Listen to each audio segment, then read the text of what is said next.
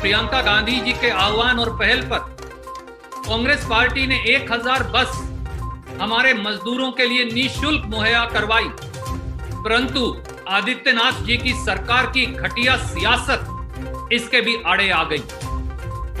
संवेदनहीनता का गंभीर और घोर संवेदनहीनता का प्रदर्शन करते हुए, मैं ये कहूंगा बड़े दुख से, घोर निर्दयता का प्रदर्शन करते हुए उन 1000 बसों के माध्यम से उत्तर प्रदेश के बॉर्डर से अपने अपने गांव और शहर तक उन श्रमिकों को ले जाने की इस केवट रूपी कांग्रेस की मुहिम में आदित्यनाथ सरकार जबरदस्ती घटिया सियासत का रोड़े अटका रही है। ऐसा क्यों? और कुछ तथ्य मैं आपके समक्ष रखूंगा, क्योंकि हाथ कंगन को आरसी क्या जैसा कहा है। 16 मई 2020 को, और ये पत्र मैं आपको भेज रहा हूं, प्रियंका गांधी जी ने आदित्यनाथ जी को लिखा और ये कहा, एंड आई कोट, लाखों की संख्या में उत्तर प्रदेश के मजदूर देश के कोने कोने से पलायन कर वापस लौट रहे हैं। सरकार की घोषणाओं के बावजूद पैदल आ रहे इन मजदूरों को सुरक्षित उनके घर तक पहुंचने की कोई व्यवस्था नहीं हो पाई है। प्रदेश में अब तक करीब 65 मजदूरों की अलग अलग सड़क दुर्घटनाओं में मौत हो चुकी है। पलायन करते हुए बेसहारा प्रवासी श्रमिकों के प्रति कांग्रेस पार्टी अपनी जिम्मेदारी निभाते हुए 500 बसें गाजीपुर बॉर्डर गाजियाबाद और 500 बसें नोएडा बॉर्डर से चलाना चाहती है, अनुमति दी जाए। ये पत्र प्रियंका गांधी जी ने 16 मई को लिखा।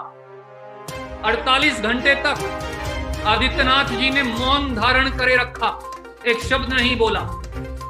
48 घंटे के बाद 18 मई को एक पत्र लिख दिया उनके एक सचिव ने, अपर मुख्य सचिव ने, और कहा कि मजदूरों के संदर्भ में हम आपके प्रस्ताव को स्वीकार करते हैं। आप ड्राइवरों की लिस्ट, उनके फोन नंबर और ड्राइविंग लाइसेंस दीजिए। प्रियंका जी ने और कांग्रेस पार्टी ने आगे बढ़कर इसका स्वागत किया और 18 मई उसी दिन घंटों के अंदर हमने ईमेल के माध्यम से वो लिस्ट दी और बाकायदा पत्र लिखकर सूचित किया और कहा, एंड आई कोट अगेन, हम कल यानी 19 मई को बसों को दोबारा बॉर्डर पर चलने को तैयार कर देंगे। 1000 बसों से अधिक की सूची इस ईमेल के साथ अटैच की गई है। 1096 बसों की सूची हमने दी और कहा इनमें से कुछ चालकों का दोबारा वेरिफिकेशन कर उनकी सूची भी कुछ घंटों में आप तक पहुंचा देंगे। 18 मई को हम ये पत्र लिखते हैं, पूरा दिन निकल जाता है, कोई जवाब आदित्यनाथ जी का आता नहीं।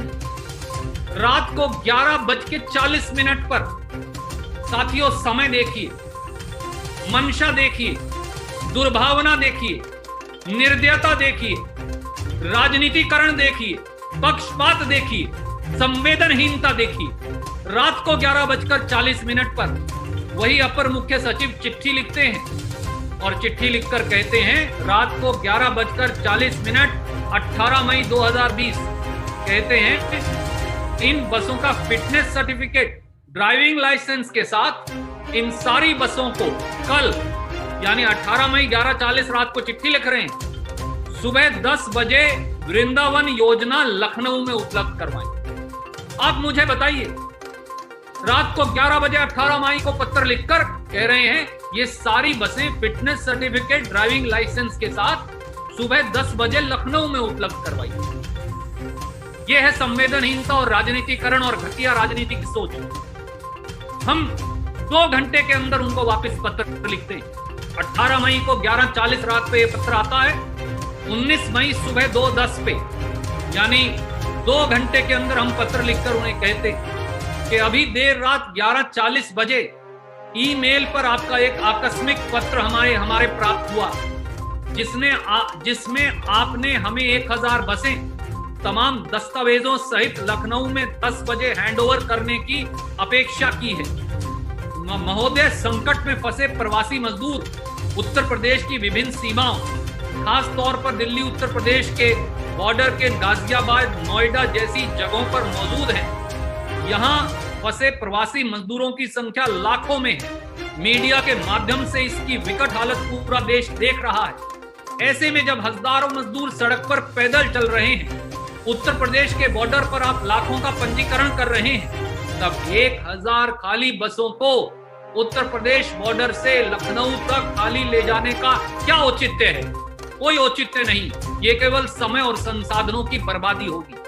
2 घंटे में हम ये पत्र लिखते और या अगले दिन 11:05 पर जवाब आता है कि अच्छा अब लखनऊ मत दीजिए, अब आप ये सारी बसें 500 बसें नोएडा और 500 बसें गौतम बुद्ध नगर में 12 बजे तक उपलब्ध करवाइए। बदनीयती की हद देख लीजिए। 19 मई 2020 को 11:05 पर पत्र लिखकर 12 बजे तक आप 1000 बसें मांग रहे हैं और उसके साथ 4 शर्तें लगा देते हैं। कहते हैं बस का परमिट भी दीजिए सर्टिफाई करवा कर, बस का फिटनेस सर्टिफिकेट भी दीजिए, बस की इंश्योरेंस भी दीजिए, बस का ड्राइविंग लाइसेंस का अलग से कॉपी दीजिए और ये सब 1 घंटे के अंदर 1000 बसें इन बॉर्डर्स के ऊपर उपलब्ध करवाई। ये हालत है। उसके बावजूद भी हम 12:15 पर यानी 1 घंटा 10 मिनट के अंदर फिर पत्र लिखते हैं और कहते हैं कि आपका पत्र 19/5/2020 11:05 सुबह मिला। इस संदर्भ में बताना चाहते हैं कि कुछ बसें राजस्थान से आ रही हैं और कुछ बसें दिल्ली से। 5 बजे तक हम सारी बसें उपलब्ध करवा देंगे और ये एक ऐतिहासिक कदम होगा अगर उत्तर प्रदेश सरकार कांग्रेस के साथ मिलकर सेवा का ये कदम उठाए। उत्तर प्रदेश का क्या, उत्तर प्रदेश की सरकार का व्यवहार देखिए। पहले कहते हैं रात को 11:40 पर कहते हैं कि सुबह 10 बजे तक 1000 बसें लखनऊ लेकर आओ। जब हम उनकी इस बदनीयती को, संवेदनहीनता को, निर्दयता को पत्र लिखकर फिर उजागर करते हैं तो फिर कहते हैं कि 1 घंटे के नोटिस पर अब नोएडा और गाजियाबाद लेकर आओ। जब हम नोएडा और गाजियाबाद लेकर गए तो उस समय बोले लखनऊ लेकर आओ। अब कहते हैं कि नोएडा गाजियाबाद लेकर आओ। अब हम 5 बजे तक वहां बसें ला रहे हैं और इस समय 500 के करीब बसें वहां दोनों बॉर्डर्स के ऊपर इकट्ठी हो गई हैं। 500 से 600 बसें इस समय मौके पर खड़ी हैं। तो प्रशासन कहता है कि हमें ऊपर से कोई सूचना ही नहीं आई। आदित्यनाथ जी, आप ये कहा करते थे कि नर सेवा नारायण सेवा है। अगर मोदी जी की रैली हो तो हजारों बसें उपलब्ध हैं, भोजन भी उपलब्ध है, पर जब उत्तर प्रदेश के गरीब साधारण मजदूर को सैकड़ों किलोमीटर नंगे पांव छाले लेकर बच्चे को कोख में उठाकर सामान पीठ पर लाद कर थके हारे भूखे प्यासे बगैर भोजन और दवाई के अपने घर वापस जाना हो, फिर प्रियंका गांधी वड्रा जी और कांग्रेस पार्टी के साथियों की बसें भी आपको मंजूर नहीं, उसके अंदर भी आप घटिया और सस्ती राजनीति करेंगे। इससे ज्यादा शर्म की बात किसी राजनीतिक दल और सरकार के लिए हो ही नहीं सकती। हमने लगातार सकारात्मक सहयोग दिया है कांग्रेस पार्टी की ओर से। 60 लाख लोगों तक प्रियंका गांधी जी के नेतृत्व में उत्तर प्रदेश में मदद पहुंचाई है। वो चाहे सांझी रसोई चलाई हो एक सड़क पर उत्तर प्रदेश के कांग्रेस के साथियों ने, और चाहे उत्तर प्रदेश कांग्रेस के साथियों ने दवा दारू यानी हर प्रकार की व्यवस्था की हो, रहने का इंतजाम किया हो, व्हाट्सएप ग्रुप के माध्यम से सारा इंतजाम देखा हो, सड़क पर एक व्यक्ति को पानी और खाने और दवाई का इंतजाम किया हो। और आज जब हमारे लाखों भाई बहन घर वापस जाना चाहते हैं तो आप उनको सोशल डिस्टेंसिंग और कोरोना महामारी की परवाह न करते हुए हजारों लाखों की संख्या में बॉर्डर पर पंजीकरण की बात करते हैं, और जब प्रियंका जी और कांग्रेस पार्टी के साथी बसें उपलब्ध करवाते हैं तो आप उसको भी दुत्कारते हैं, घटिया राजनीति करते हैं, सस्ती संवेदनहीन सोच रखते हैं।